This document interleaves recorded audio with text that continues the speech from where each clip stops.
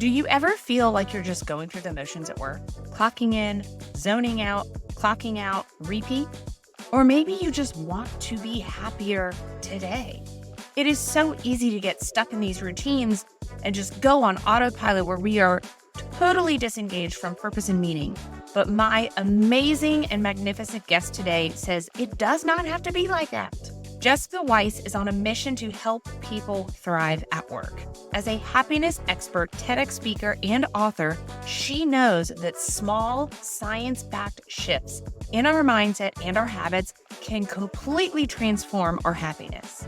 Jessica shares insights from years of studying positive psychology and coaching major companies on engagement, creativity, and innovation. She delivers actionable strategies with both humor and wit. This conversation, it's amazing. Get ready to rethink what happiness really is and what it looks like at work.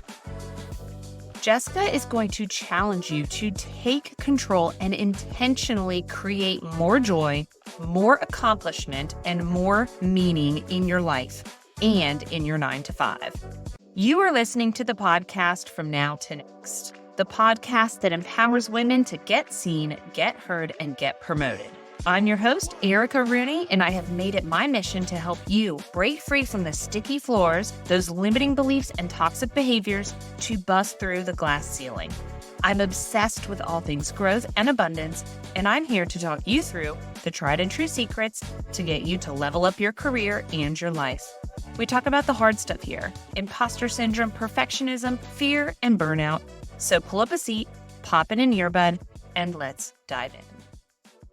We are talking to a happiness expert, a TEDx speaker, author, and coach, and her name is Jessica Weiss. Jessica, how are you today? I'm good. Thank you so much for having me, Erica. I am so pumped that you were here. I feel like I have been following your work for a long time now, but I want to kick this conversation off with just learning a little bit more about you and your journey. How did we get to this place here today? Right. How does one become a happiness expert, right? Great question. Not necessarily like a career path that many people have taken before. Okay, so this is how I got there. It's sort of a meeting of two converging paths. So just on a totally personal level, I am someone who has always been obsessed with this idea of happiness. That probably says a lot about my mental state, which is probably a conversation we should save for another time, or maybe in a doctor's office. But you know what I'm saying. I've always been someone who's been obsessed with sort of finding more happiness. How do you do it? I would voraciously read any article that I could find, any Oprah Winfrey show that came on talking about happiness, anything that was sort of just on a very personal level. I loved learning about anything having to do with that, happiness. And as an undergraduate, I was lucky enough to take a class really very much by accident. I had no idea even the class that I was registering for. It was a psychology class. But the whole kind of thesis, let's say, of the class was this idea of, instead of studying everything that's wrong with us, all the things that malfunction in our brain, let's instead look at all the people who get it right? Who are really good at happiness, who are really good at living healthy, full lives. What is it that they're doing, and how do we learn how to do more of that? So, and that class was taught by Dr. Martin Seligman, who actually is the founder of this entire positive psychology movement. I didn't know that at the time. I just knew he was a really popular professor, and the class sounded super interesting to me. So that kind of just, on a very personal level, it was just something that I was interested in. I then later went on, I got an MBA. I did what every MBA does, and I went into management consulting, and I worked with big, like Fortune 500 brands, and we would go into those organizations. The kind of consulting that I did was around organizational design and culture. Not surprising, right? That's what I was interested in. And specifically the work that we did, or my team did, was all around going into the Johnson & Johnsons, the Pfizers, the American Express, Citibank, whatever it is. It was specifically around, how can we create a more innovative culture? How can we spur creativity and growth? What are the things that we need to do and change in these big behemoth organizations? So I would work with leadership teams. I would work with individual teams. We would work with individuals. And there would be a lot of coaching and a lot of workshopping. But as we would sort of kind of diagnose what all of the problems were, what we would eventually peel back to find is people were like, well, how do I get better at my job? How do I find more happiness in my work? How do I have more satisfaction with what I'm doing? Because if I could do that, I could do my job so much better. All this creativity and innovation would flow directly from that. So once that kind of started to be the question that people were saying, how do I find more happiness at work? That was the moment where it sort of married for me, right? It was my personal interest because I was like, ooh, we're going to talk about happiness. And then my work interest, which was around specifically around generating happiness at work. That's when I found my sweet spot, right? That's when I was like, okay, this is what I want to do. I want to help people find more happiness at work. So that's how all of this happened. I eventually left. I was with a big, a management consulting firm. I left. I went out on my own. And I now solely do teaching people how to find more happiness at work, which also means how to find more happiness in life. And that's how one becomes a happiness expert. I mean, that's so interesting to me. And I love this because I'm thinking everybody wants to be happy. You are not going to run into a single person that is like, Exactly. no, Jessica, thank you. I'd rather be miserable. Exactly. Everybody is going to say they want to be happy, but nobody intentionally is like, I'm going to really dig in deep and figure out why and like the science behind it. But that's what you did. Yeah. Well, this is an interesting question. Whenever I'm doing any kind of workshop or any kind of coaching, I often ask people, so tell me, people will say to me, well, what I really want is I really want to be happy. And I would say, okay, that's great. Now tell me what that means. What does that look like? What does it mean when you say you want to be happy? And it's a really hard thing for people to articulate, right? So oftentimes after a lot of like hemming and hawing and like, oh, geez, I don't know, it would be like, oh, I want to have enough money to pay my bills, or I want to lose X number of pounds, whatever it is, or I really want my kids to be happy. If my kids are happy, I'm happy. And really what all of that is, that's articulating goals or wishes, right? That's not really understanding happiness and what is happiness at its heart, right? So it's an interesting thing. I think everybody wants it. Even if you have it, you want more of it. But I think that people have a really hard time articulating it. Yes, it's like the why behind the why. So Yeah. I used to do a lot of personal training. And of course, people would come and say, I want to lose 20 pounds. Right. Well, why? Because I want to look good in my jeans. Okay, well, we could all go buy a bigger pair of jeans. Why? And you would start to dig deeper and deeper and peel back that onion. And you would hear that, well, really, it's because I'm really struggling to get up and down off the floor with my kids that I want to play with. Yeah. Or I can't go out and do the bike rides, or I'm scared I'm not going to fit in the roller coaster ride when we go to Disney World in 2 months. And it's like, that's the why. That's why you want to lose 20 pounds. It's not this, I want to lose 20 pounds. Exactly. And really what people are saying there is, I want to work on the relationships in my family, right? I want to work on the relationships with my friends. And that is a happiness question. That is the stuff that's going to make you happy. And it's exactly the same thing, because the weight loss thing is a funny thing. It ties into happiness constantly and continually. But it oftentimes when you dig in, that's exactly where you get. Well, I'm sure it's the same with money too. I mean, who doesn't want more money? Everybody could use more money, right? But when you start to dig why, it's like, well, I want the financial security that maybe you never had as a kid, right? Maybe you were constantly having to wonder if your light bill was going to be paid or if there was going to be food on your table. So you're looking for that stability and that safety, not just to have more dollars in your bank account. No, because what you find is, for the people that are lucky enough to get the more dollars in the bank account, it actually doesn't make you happier, right? It becomes this moving target of happiness. Like, well, if $10,000 makes me happy, then $20,000 will make me happier, right? Or $20,000 are no longer doing it for me. Now I need $100,000, right? So it becomes this moving target. So clearly it's not the money, right? The money is not the thing. It's the underlying. It's the why behind the why. Exactly what you said. It is. And so my friend, she was actually a guest on this podcast a couple months ago. Her name is Laura Gassner-Otting, and she wrote a book called Wonder Hell. And it's why success doesn't feel the way we think it should feel. Oh, and it goes back to that whole piece of like, I'll be happy when. I'll be happy if I land in this suite. I'll be happy when I make 6 figures. I will be happy. But that's never the case. No. Never. But so Jessica, I'm a science gal. Love research. I Me want to too. know, where is this coming from? You already touched a tiny bit on positive psychology, which I'm always intrigued by, but what kind of research is out there that talks about happiness specifically? So there is loads of research, and everything that I talk about, whenever I talk about strategies and tools and habits or whatever it is that I'm talking about, it is always based on science. So there are loads of different kinds of studies, and you can look at it from various different perspectives. So economists look at this question constantly, and they come from a very specific point of view. Social scientists, psychologists, every kind of HBR article and MIT review, then there's the whole business and culture kind of perspective. So I spend so much of my time reading all of that research because I think the thing that I find with is research is fine and well and it's great, but people need a little bit of help translating that research into like, okay, how do I use this in my life? How do I actually incorporate this so I can make some changes?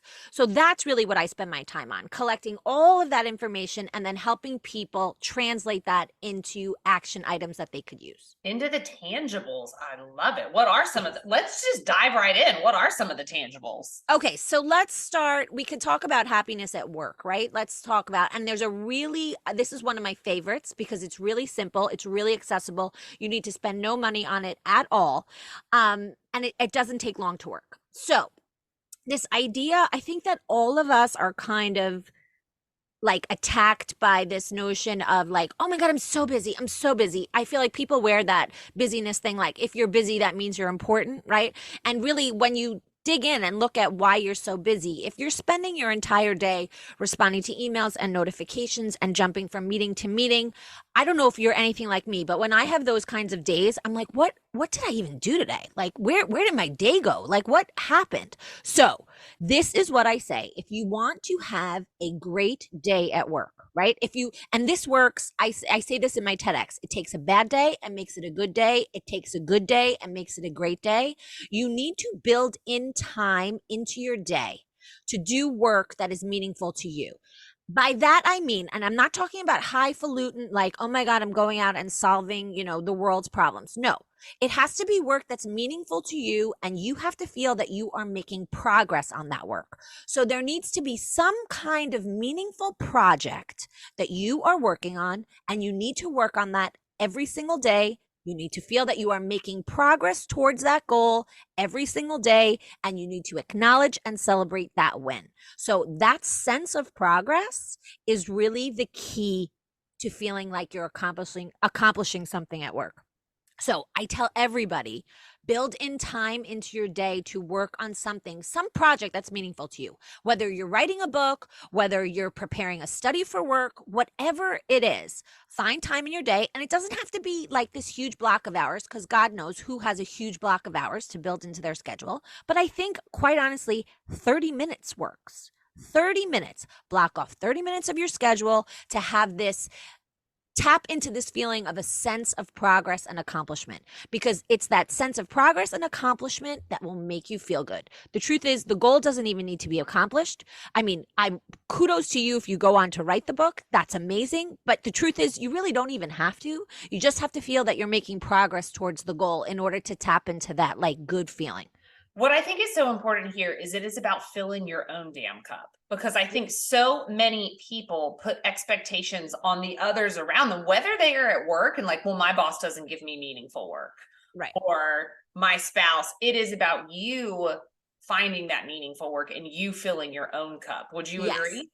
Yeah, 100%. And I think that's a little bit of a question that you need to ask yourself, right? What is meaningful work to you? And that's why I kind of try to break it into a project that you want to accomplish, something really simple. I mean, it can be something as big as a book, but maybe it's really something, creating a handbook at work that will help your team work better. Whatever it is, it doesn't necessarily have to be anything that anybody has asked you to do, but something that you think is useful, is meaningful, will bring, success to your team, and do that. Tap into it for a half an hour. every single day. And this specifically comes from a professor at Harvard. Her name is Teresa, and I'm going to butcher her last name, Amabile.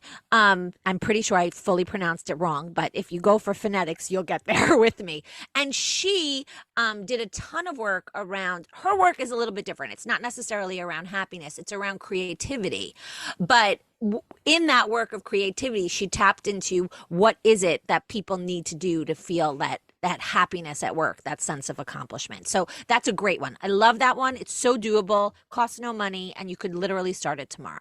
It's so doable. And I actually commented on someone's LinkedIn post today because they specifically were saying that we are not providing Gen Z with meaningful work. Right. And that they're feeling depleted. And while I see that, and I do think that managers should really try to connect the whys for them. Yeah.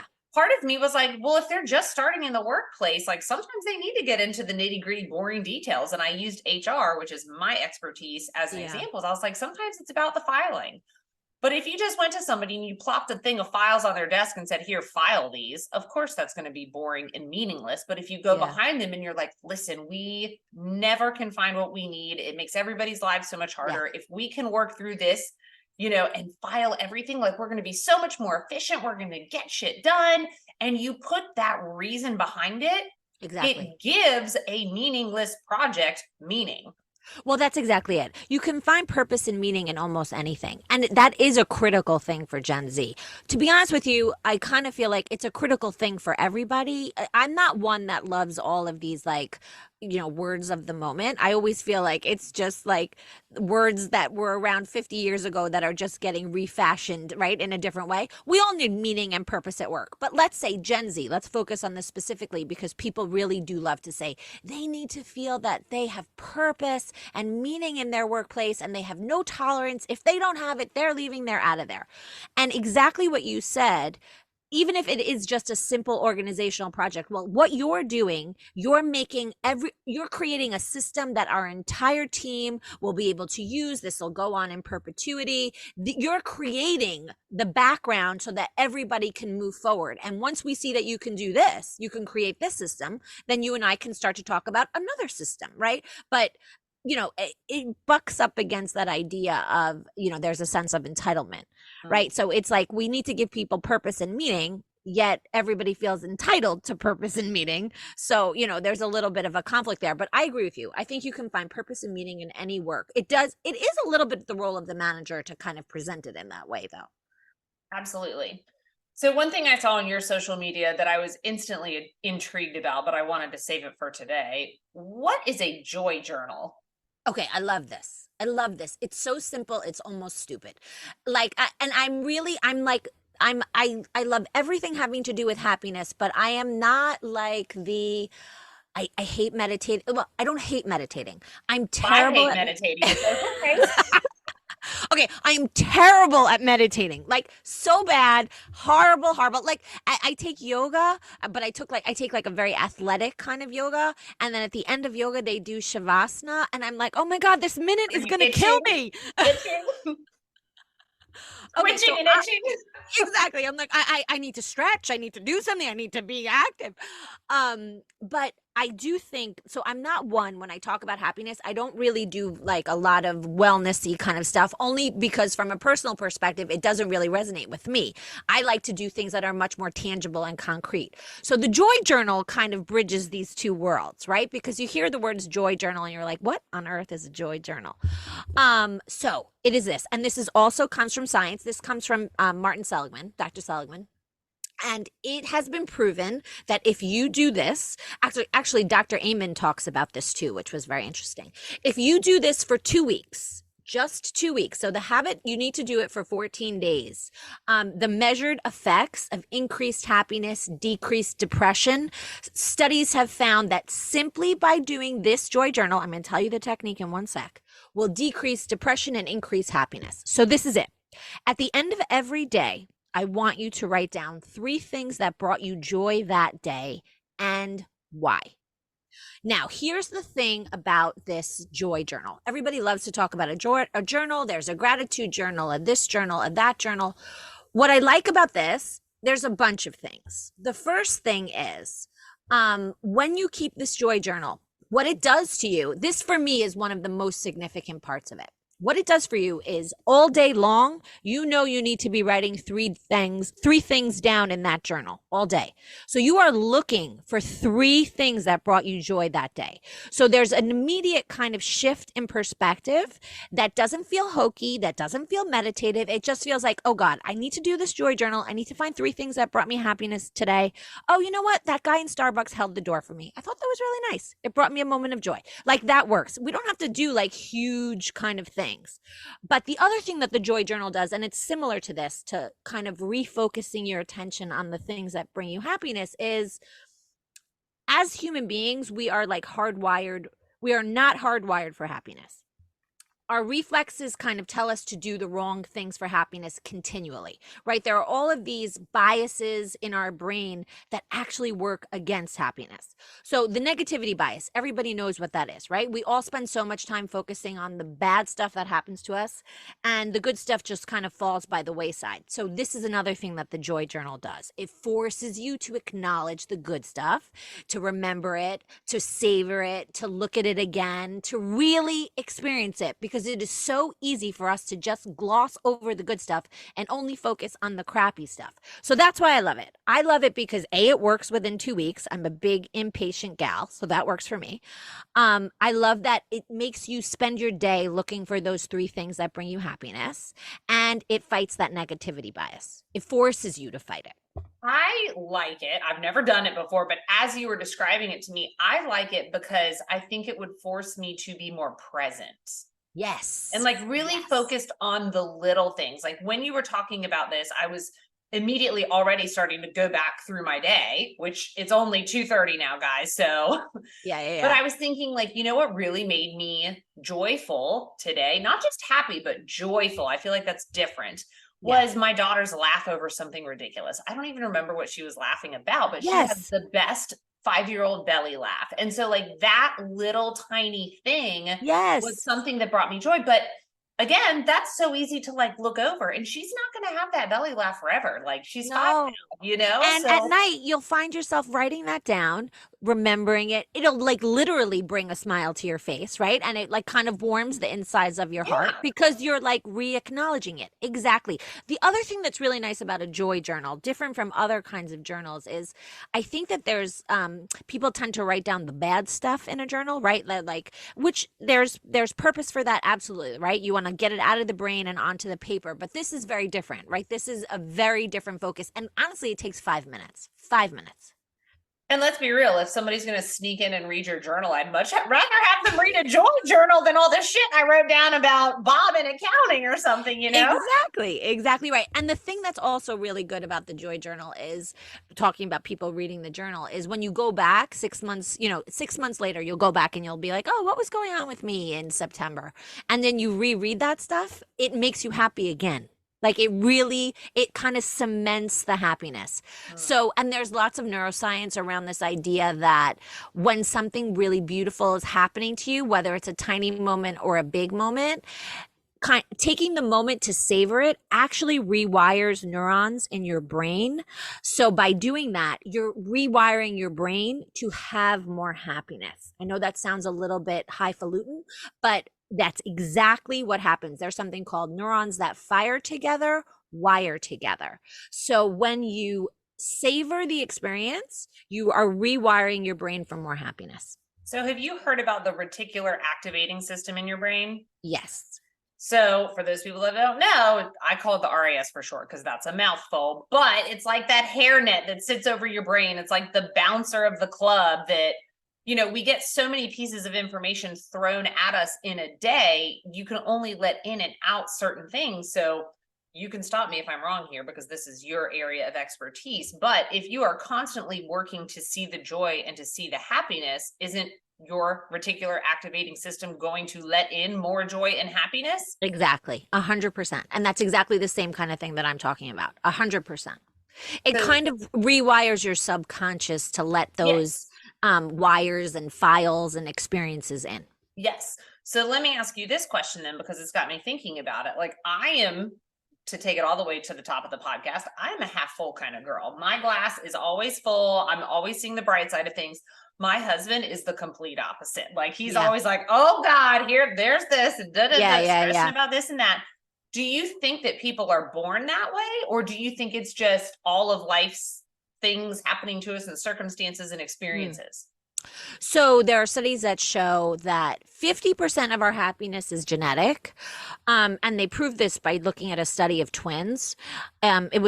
This is a little bit of a weird fact about the study, but they took 75 twins, and the twins were actually separated at birth and raised by different families. And then they were brought. Now, why that happened and how that happened is a conversation for another time. But they were then brought back at the age of 40, and they were interviewed on a whole bunch of issues, happiness being one of them. And what the researchers found was that 50% of our happiness we're born with. So there are people like you that are genetically predisposed to being more cheerful, more happy, more optimistic. And then there are people who are not, right? So the other 50% are not. But that there's 50% of our happiness that is completely within our control. So even if you're somebody who's been born a little bit of a malcontent, that's only 50% of your brain. The other 50% is totally within your control.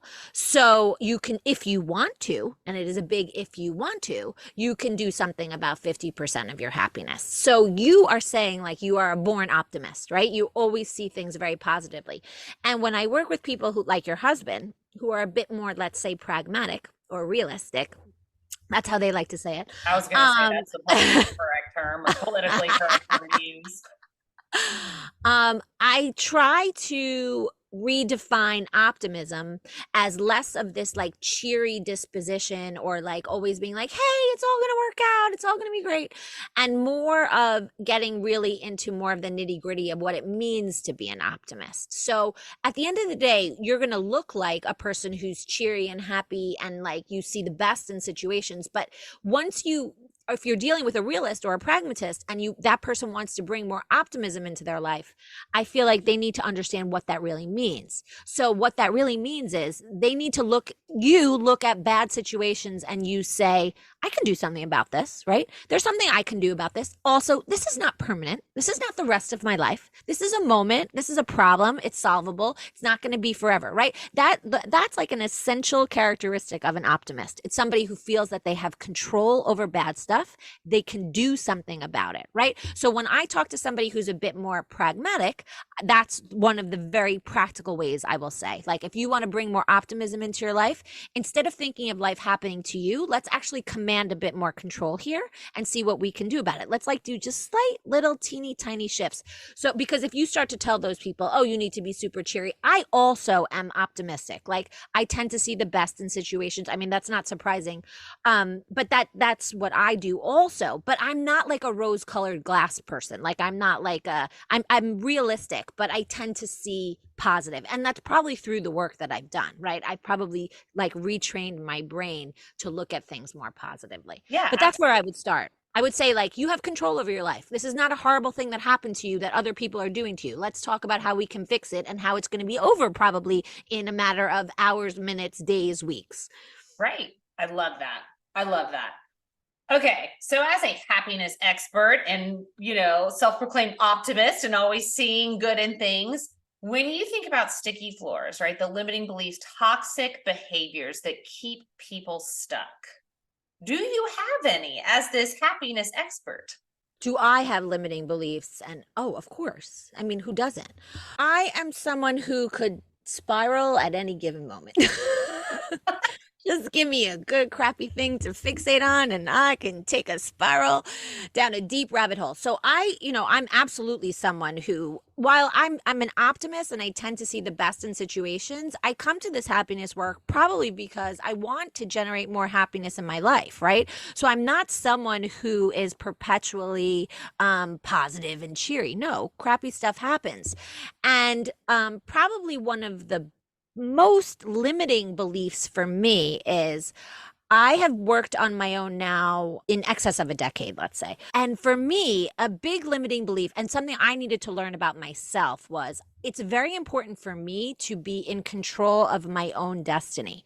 So when I was part of a team where a manager was the person who was going to decide for me what kind of projects I was going to have, what my path was going to be, that to me was an extremely kind of constricting and almost made me pull back and lose all of my motivation.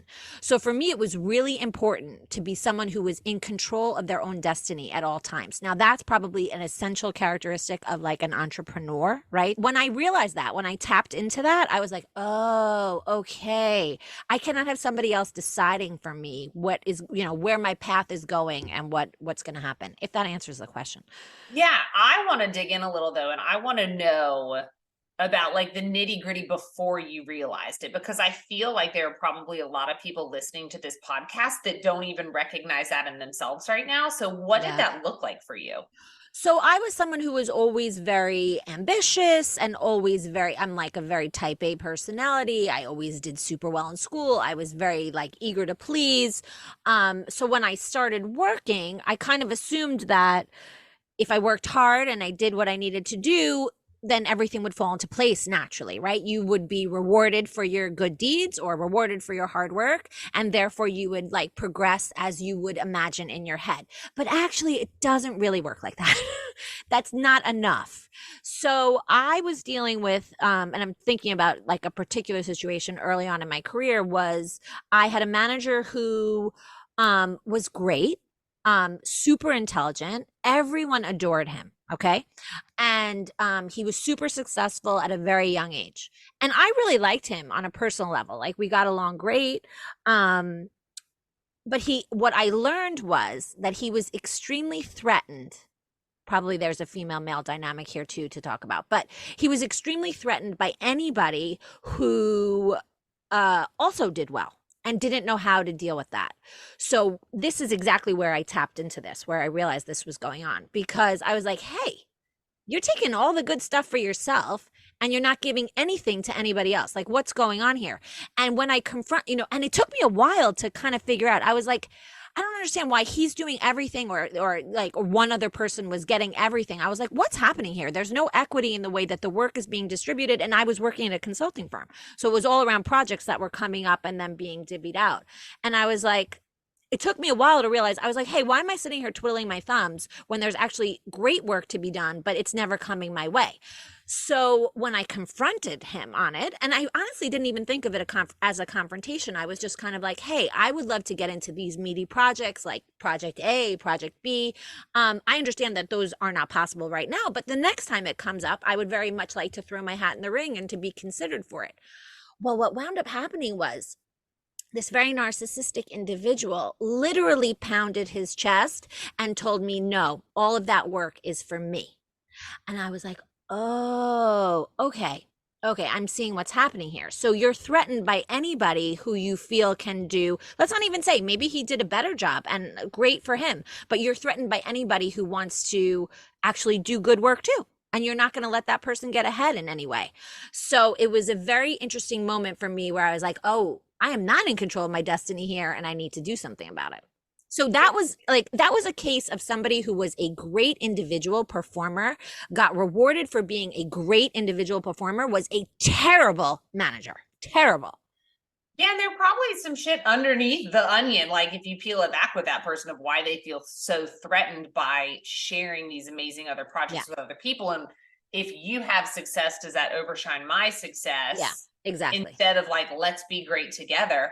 But isn't it so interesting that probably everybody that's listening can go right back to, like you said, there's a particular situation. In my head, I was already back at a particular situation. And I was like, oh my God. But I know, I was like sitting in the room. I felt the tension. Yes, exactly. Yes. And I think that's a big thing. Like whether or not you decide to be an entrepreneur or even stay in corporate, right? Like number one, you still have control over your life and the decisions that you make. And when I go back to my particular situation, I was in a situation where I pitched an idea to somebody and then they went and pitched it as their own. And that kind of started Haven't we this all been whole there? unraveling, right? It started this whole unraveling. And what I realized after I had my aha moment, right after I grieved a bit about what was going on, was that that individual probably had something to do from an age complex because I was very young and they were Yeah. older and farther along in their career, and it was a Yeah. great fucking idea. Yeah. And then number two, there was probably a bit of the threatening feeling there. But to stay in corporate route, like I made a choice that I didn't have to stay there and sit with that because my happiness absolutely would have been impacted. Yeah. So I took that control and I was like, I'm going to go find another job and be Yeah. really freaking amazing at it. And I took that job and I climbed all the way to the C-suite. Yeah. Yeah. And that's the right way to do it. And I remember even like when I was in that situation, and I wonder if this is like, if this feels more real for women than it does for men. Although I'm sure men have been in this situation too, but I just feel like so many women have this feeling and this story. And it could be with a female boss, it could be with a male boss. I just feel like, is there something that we could do? Like maybe is there someone that we can talk to kind of fix that situation before it becomes a tragedy? So like in my situation, my boss's boss came to me and she was like, what's going on? What's the matter? Like, she kind of read the writing on the wall and she helped me out. She was like, okay, I see it and we're going to do something about it. But like you needed someone to kind of take you out of the micro and look at it from a bigger point of view. And it needs to be, there needs to be some kind of level of like accountability, I guess, is what it is. That's what I think is necessary, right? Because here's the deal. Every manager is not going to be a perfect manager. Exactly. And every person that you're working with is not going to be a person. And they're going to have these very human moments where, for example, my person pitched my idea as his own. He very easily could have come to me and said, you know what? I shouldn't have done that. That was wrong. Here's how I'm going to right that wrong. Yeah, exactly. Or even just giving you some kind of explanation. What I think is so funny in those situations is we as human beings need the tiniest bit of reassurance to take away all of that horrible feeling. Like literally just like an acknowledgement of the feeling of the mistake is almost enough to wash it away, right? If the person would have come to you and been like, listen, I was a jerk. That was the wrong thing to do. I should not have done that. And going forward, I'm not going to do that. And you know what? That would, at least for me, I would have been like, okay, I get it. Cool. That works. That makes sense. And I would have assumed that going forward, it would have been different. So all we need is like the tiniest bit. Like we just need a tiny bit. That's amazing. Well, this conversation is super fascinating, Jessica. I feel like I could talk to you all day, but if people want to work with you, where can they find you? So pretty much everything lives on my website. So that's www.jessicaweiss.com. So that's the easiest place that you can kind of do emails, and that will kind of take you to my Instagram and my TikTok. But I am the Jessica Weiss on Instagram if you guys want to find me there, and I would love to have you. I do. I've got one more question though before you go. And this is the question that I ask all my guests, and that is, if you could give one piece of advice maybe to the Jessica who's in consulting, who she knows she loves happiness and it's super interesting to her, but she's not quite there yet, what piece of advice would that be now that you know everything you know? I would say give people another chance. I was very quick to make decisions and to be like really stuck in my decision and in my convictions. And I don't think that necessarily serves 25-year-old people all that well. So I would say give people another chance. Open your mind. Let there be other possibilities and options. You don't know everything for sure. You might be right, but I would say give people another chance. I love that. Well, Jessica, what I will tell you is there's probably not a lot of careers that I think I would be like, you know what? I would do that one if I could do it all over. But I think yours might be one of it because I love everything that you're saying. I love that it's all based in science. It has been an absolute pleasure having you on today. So thank you so much. Oh, thank you so much. This was so much fun, Erica. Thank you for having me. I really appreciate it.